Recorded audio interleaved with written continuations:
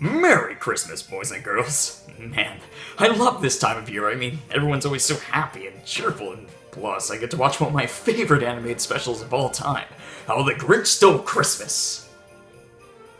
It's like it's really there.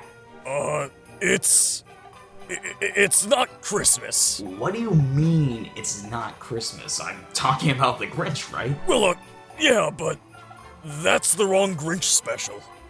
Wrong Grinch special? Isn't there just the one? Well, no, there's actually a Halloween one. What?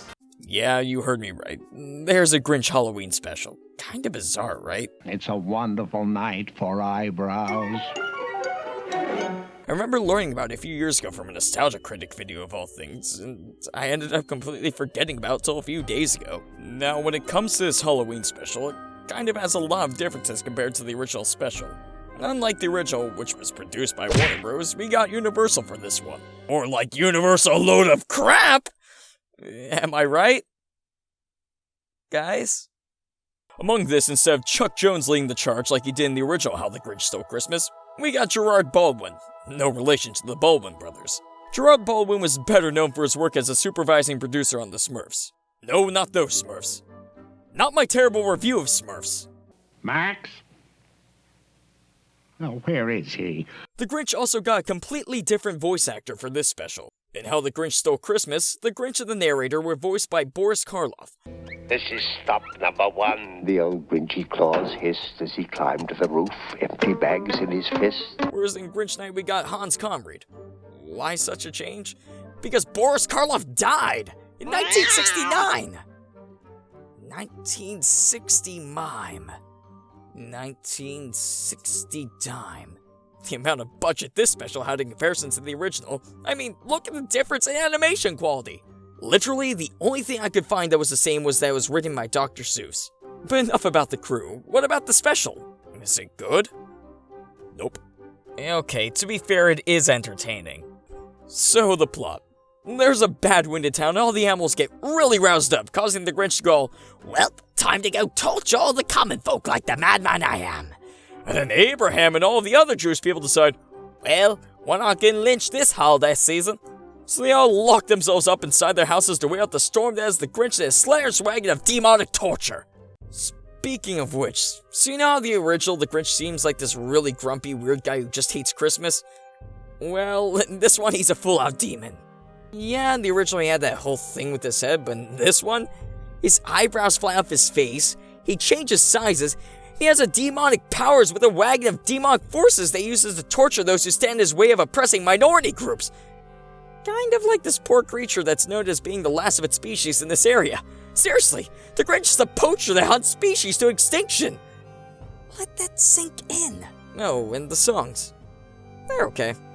I mean, Grandpa Josiah sings a song about how even though he's a Jew, there's no minuscule amount of money that could get him to go out on this night. I wouldn't go out on a night like this for $1.50. And on the topic of songs, this special sheds light on the secret of making great poetic pieces.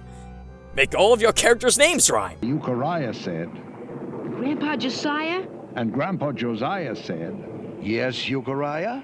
and Euchariah said, Grandpa, we've stood and we've stood, and stooding just stooding produces no good.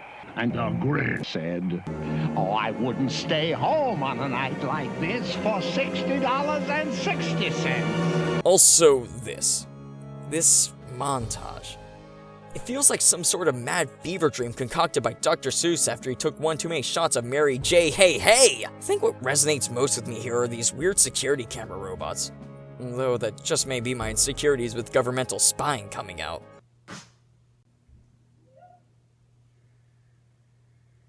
So it all ends with this boy being all like, hey Mr. Grinch. And the Grinch said, Yeah? I'm gonna waste your time so you can't screw with the town. Yeah, okay, I can deal with that. And by the time the Grinch is done with this kid, the wind has calmed down. The boy is all like, well, now you can't terrorize the town because the wind isn't bad anymore. Grinch is like, dang, I guess that means I have to go back up this mountain because of demon contract deals or something. but that wind will be coming back someday. I'll be coming back. someday. Also, I'm honestly not sure if this is supposed to be a prequel or not. The Grinch is still, well, a Grinch, but at the end, his dog Max leaves him to go hang out with his boy. Heck, the special decides to delve down into Max's psyche and show how much he hates his life, but he's afraid to run off because he doesn't know what he'd do. Nobody knows the trouble I've seen. Amongst that, have you noticed these shoes?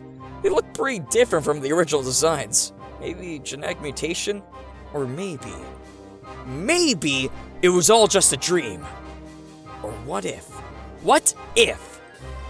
the Grinch is in a coma? That would explain it all. The different talent, the different designs, the different voice, and Max leaving. It's all of the Grinch's worst fears come to life. Well, I'll be Grinched. We've done it! We've cracked the Da Grinchy code! We're American heroes! God, I love this job. I have a slight astigmatism, an optical condition in which parallel rays of light from an external source converge or diverge unequally in different meridians.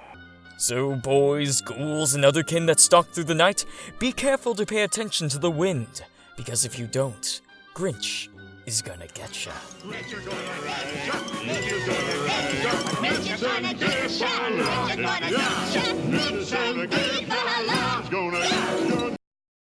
So, come up to the lab and see what's on the slab. I see you shiver with anticipation.